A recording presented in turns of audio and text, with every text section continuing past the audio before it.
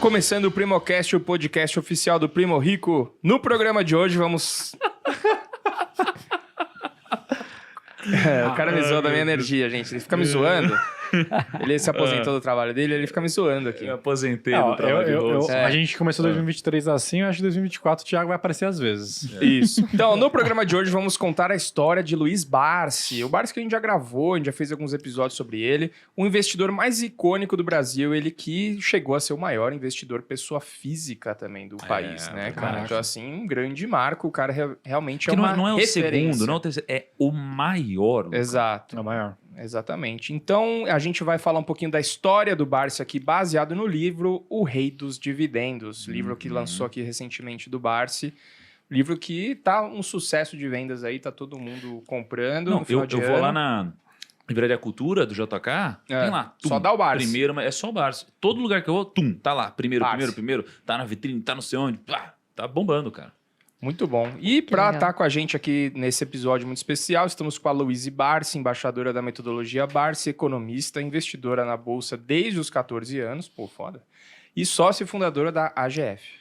Obrigada, meninos, pelo convite. Mais um, né? Acho que é meu terceiro Primocast. Olha aí. Terceiro?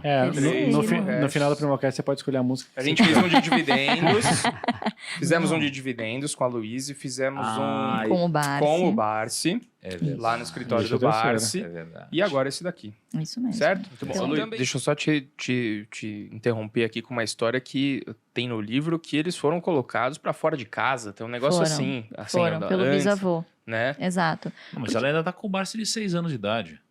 Hã?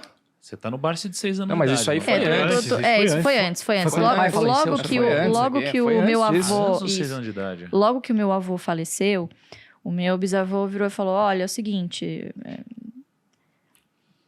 neto meu é só quem é filho do meu filho. Meu filho não tá mais aqui, não tem mais o que vocês fazerem aqui. Então, ele foi expulso de casa, né? Expulso assim, né? Minha avó, meio que ele aumentou o aluguel num preço que minha avó não poderia pagar. E ela teve que sair. E o único lugar que ela conseguiria pagar, sendo uma mãe solteira, que naquela época era um absurdo, enfim, uma mãe viúva, ela tinha que deixar o filho com outras mulheres também solteiras ou viúvas, enfim. E eles foram morar no Cortiço, um cortiço no Brás que chama Quintalon, que é um grande quintal, né? Carinhosamente apelidado de Quintalon. Então, ele era uma criança largada, né? Vamos dizer assim, no meio de outras crianças largadas, enfim, que mães que precisavam ir à luta, né? Que precisavam colocar comida na mesa. Então, ele desde muito cedo teve que ser o homem da casa, teve que ajudar a minha avó a prover para a família, enfim. Então, começou a trabalhar desde cedo com tudo que ele via, né? Que ele via de oportunidade. Então, ele começou como engraxate, depois foi vender bala no cinema, né? Passas, enfim, com a minha avó no cinema. E aí, a minha avó começou a melhorar um pouquinho de vida quando ela abriu um ateliê de costura com uma comadre dela também do Cortiço, com outras mulheres, né? Antes disso, minha avó trabalhava numa charuteria. Então, ela enrolava charutos, né? Caramba! Exatamente. Mas charuto não tem aquele negócio que enrola na perna? Não sei, sabia como funciona? Os cubanos, as mulheres enrolam na perna, assim, né? Nas Existe coxas. isso. Tem esse É. negócio, Não, eu sei que é um trabalho bastante manual, Manual, assim, tem um que trabalho apertar, bastante não, braçal, não, enfim, ficava o dia inteiro enrolando lá os charutos. E aí ela começou a melhorar um pouquinho de vida com esse ateliê de costura. E aí o meu pai, foi aí onde meu pai também aprendeu o ofício, né, de costura, enfim. Então, até hoje, ela tem até um vídeo que viralizou dele, ele mesmo costurando as próprias meias, as camisas que furam. Então, é ele lá em casa que costura tudo até hoje, né? Muito Não bom. perdeu essa quesinho de alfaiate. Inclusive, uma curiosidade, não sei nem se está no livro. Quem também estagiou com ele nessa casa de costura da minha avó foi o Ronaldo Esper. Ah, é? O Ronaldo Esper também Caraca. pregava olha as só. casinhas dos botões, enfim, nessa mesma casa. Cara, eu Eu não acho- tenho aptidão pra esse negócio, não. Não, tem que ter Zero. olhos de lince, Cara, né? é. E ele passa a linha ali na agulha como ninguém, viu? Que isso? Venho Mas o tá Barsi costura as roupas afiado. dele hoje ainda, assim? Costura. Que isso? Costura. Não O perdeu- Barsi é Botava incrível, fogo, cara. comprava outro. você. Você jogar no lixo? Comprava outro. Eu sou o Barsi, eu vou costurar, vou comprar roupa. Mas é por isso que vocês não estão cara. preparados pra ser o Barsi. O Faz Lucão ia parar de gravar. Isso daqui, Eu né? ia jogar tudo no lixo. Furou, fogo. Não ia... Mas você sabe que isso é muito curioso, né? Esse tipo de comportamento, né? Hoje ele tem tanto... Poxa, algumas pessoas veem isso como um comportamento sovino. E não é, porque assim, ele aprendeu assim. Ele só entende essa realidade. Então, ele não mudou quem ele é, o comportamento, os hábitos dele, porque ele ascendeu de vida, né? Até porque ele sempre fala, né, que cultuar o patrimônio é você cultuar o ego. Então, ele não se importa com quanto o patrimônio dele tá valorizado no momento, né? Então, antes das eleições, estava com 4,2 bi na carteira. Hoje já está em 3,6.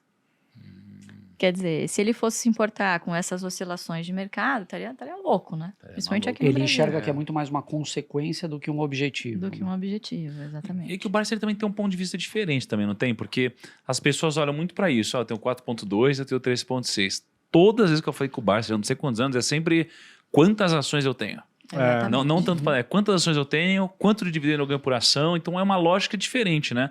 Não é a lógica do quanto vale meu patrimônio, é a lógica de quanto gera de caixa meu patrimônio, né? Não tem um negócio desse? Exatamente, é porque as metas, a quantidade de ações que você tem na carteira é algo que você consegue controlar. O preço das ações, não. Então a gente se preocupa com aquilo que nós podemos controlar, né? Que é as suas emoções, o seu comportamento. E, obviamente, é uma escolha, né, assim, conservadora de ativos que você vai colocar na sua carteira. Afinal, você pretende ter muitas ações dessas poucas empresas por muito tempo. Então, você tem que ter um nível de acuracidade, de não certeza, mas de confiabilidade no que você está fazendo muito alto. Eu vejo essas informações, você falou 4,2, 3,6, né? Era 4,2, caiu para 3,6. Isso é um prato cheio para jornalista que faz aquela matéria. Barsi perdeu 600 milhões de reais. Nossa, cara. Do fim do ano para cá. Ele não enxerga dessa forma. Se você parar para pensar, todo controlador de empresa da Bolsa teve uma oscilação negativa no patrimônio. Mas mesmo assim, ele está investindo com a filosofia de alimentar o seu bolso com parte do caixa do lucro gerado pela sua empresa.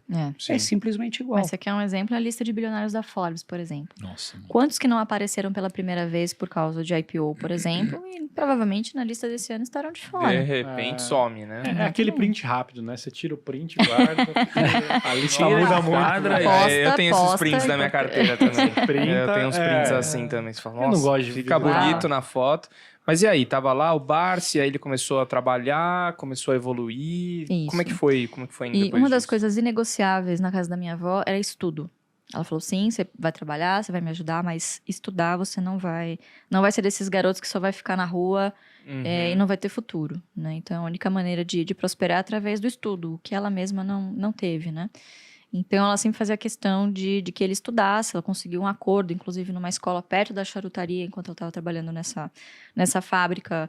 Um desconto, né, na mensalidade, enfim, algo que ela pudesse pagar. E aí ele, enfim, prestou lá um exame, foi muito bem. Ele sempre foi um aluno muito aplicado, um cara muito dedicado, muito disciplinado nesse sentido. E ele conseguiu lá uma bolsa de X%, enfim, de um valor que ela conseguia pagar a mensalidade. Ele estudou em escola pública e depois foi para essa escola particular lá em Santana, enquanto ela trabalhava.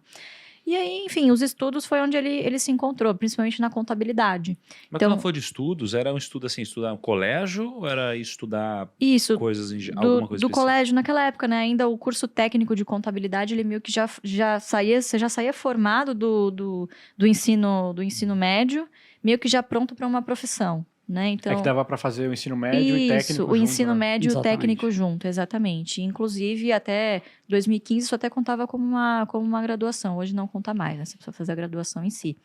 Então, enfim, ele já saiu como técnico em contabilidade. Imagina, gente, se a gente tem hoje pouquíssimas pessoas qualificadas no mercado, principalmente nessa área, imagina na época, década de 60, Nossa. enfim. Então, ele conseguiu empregos muito bons. Novo, né? Exatamente. Ele já saiu empregado do ensino médio. Foi no ensino médio, inclusive, que ele conheceu a primeira esposa dele. E já muito jovem casou e teve 4 filhos. Então, o início da vida adulta. E ele trabalhava principalmente em escritórios de contabilidade. Depois conseguiu alguns outros trabalhos como uma espécie de auditor.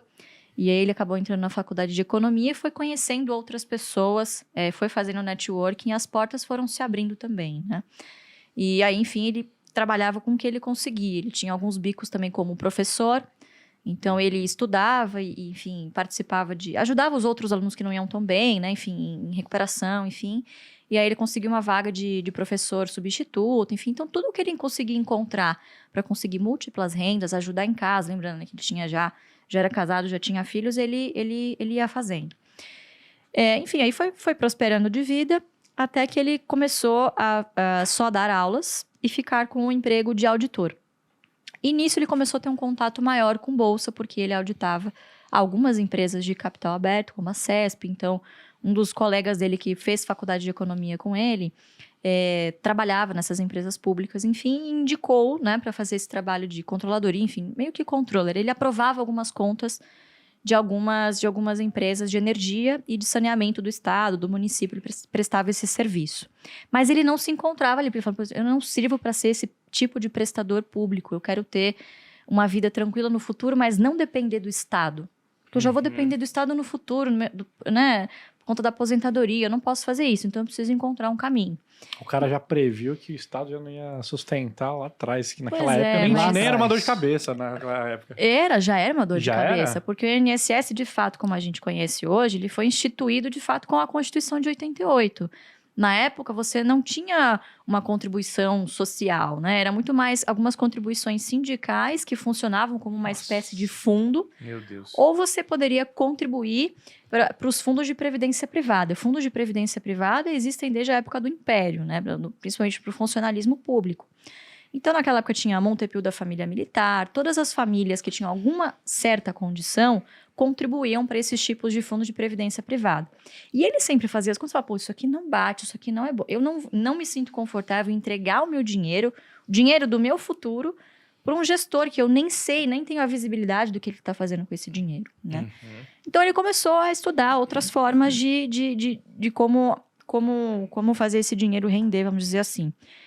E pelo fato dele estar auditando esse tipo de empresa, ele começou a ter contato com o mercado de capitais que estava começando na época, né? Então, o Ibov é do quê? De 68, 69, por aí? O índice mercado Ibovespa, né? começou anterior a isso, né? Ele estava na Corbélia ainda, que fala Isso. no livro, né? Isso, ele é de um pouquinho anterior, mas o Ibovespa, como a gente conhece hoje, é do finalzinho ali Final da década de 60. Então, naquele determinado momento, um dia ele pegou um papel que ele ia assinar, ele ia aprovar os dividendos da antiga Sabesp. Ele falou, cara, o Estado vai receber isso aqui de dividendo. E a empresa tem capital aberto. Por que eu não faço a mesma coisa? Só que ao invés de eu ser um grande dono de um pequeno negócio, eu empreender, né? Por que eu não faço o contrário? Eu seja um pequeno dono de um negócio grande que já está estabelecido. E aí ele teve esse clique e falou, bom, eu vou... Quantos anos, mais ou menos, ali? Ele tinha perto de 30 anos. Mais ou menos a idade que Ou eu tenho seja, hoje, tem entre 28 e 29 anos. Tem gente ansiosa, porque ainda não atingiu um patamar financeiro antes dos 30, e ele começou aos 30 a investir em ações. Começou E aos você 30. deu o exemplo hoje, inclusive na live de manhã, que era investir dos 19 aos 26 ali, e a galera que tinha mais de 26, na hora que você falou isso, o pessoal não entendeu muito bem a lógica, começou a se desesperar. O cara fala assim, putz, ferrou, eu tenho 32. Não, olha a lógica que eu falei, Tá Gilo.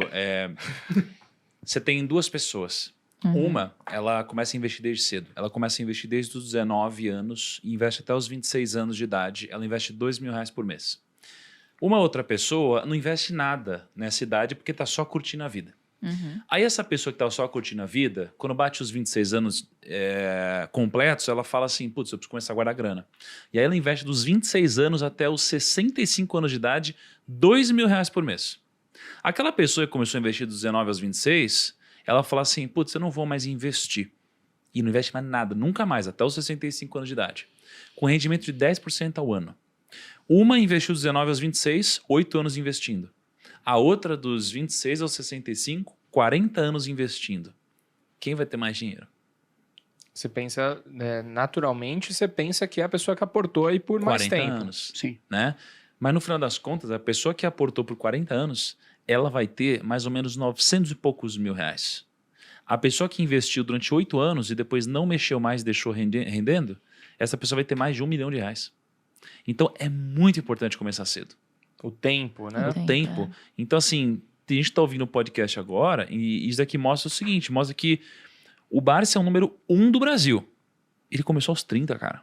Ele não começou aos 18, não começou aos 20, ele começou a trabalhar, mas não investir. A mãe dele não criou uma poupança pra ele, já tem dinheiro investido há Isso, tanto então tempo. assim, claro que começar cedo ajuda muito. Então quando você tiver um filho, você tá vendo aqui, pô, faça isso desde cedo. Mas se você tá no processo e você tem ali seus 30 anos, 35, 40 anos, cara, ainda dá tempo. O que você precisa é estudar, ter disciplina, ter conhecimento para você tomar boas decisões e depois manter essa capacidade de reinvestir que o Barsi fez e faz até hoje, né? Exatamente. Então, e dá pra ver que é aproveitar que dos possível. 30 aos 40 anos, geralmente é o momento que você está na vida adulta, você para com alguns supérfluos, né? Alguns, né? Alguns. Vou generalizar.